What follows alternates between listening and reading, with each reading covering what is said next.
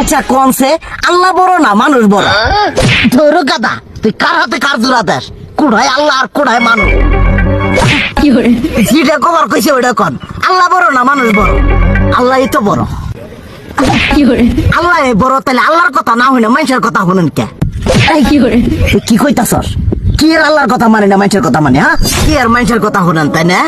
আমনে যে ওই দিনকে ডায়াবেটিসের রোগ নিয়ে যে হাসপাতালে গেলেন, ডাক্তার আপনারা কত কিছু খাবার না করলো, সব কিছু না খাই এখন চলতেছেন। তাহলে আল্লাহ যে আপনারা কইছে যে হারাম খাবার না, সুদ খাবার না, কই আপনি তো কাম কাজ বাদ দিয়ে এলাকার আমাদের টাকা পয়সা না গায়ে খালি ওইলে দিয়েই খান, নিজেরা টেও হালাল ভাবে কামাই করেন না, ওই সুদ তো না কটা টেয়া করে লাভ আহে ওইলে দিয়ে দিয়ে চলেন আর পেটা বড় বানাইছেন। শুনেন একটা কথা কই, হারামের কোনোদিন আরাম নাই। হালাল পথে রুজি রোজগার করেন, প্রয়োজনে এরা বেলা কম খায়েন, তাও শরীর পিণ্ডও ভালো থাকবো, কোনো রোগ বেদও হবো না, আরামও পাবেন, আল্লাহও খুশি থাকবো। তুই আমার এইভাবে বুঝাবি আগে কইলি না কে?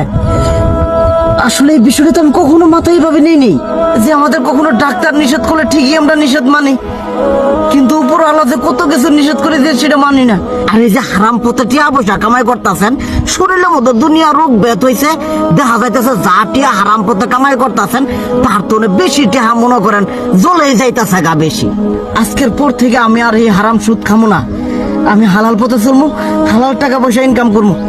এতে করে যদি একবেলা কমও খাইতে হয় তবুও খামো, তবু আমি আর এই হারাম পথে চলবো না। আচ্ছা ঠিক আছে।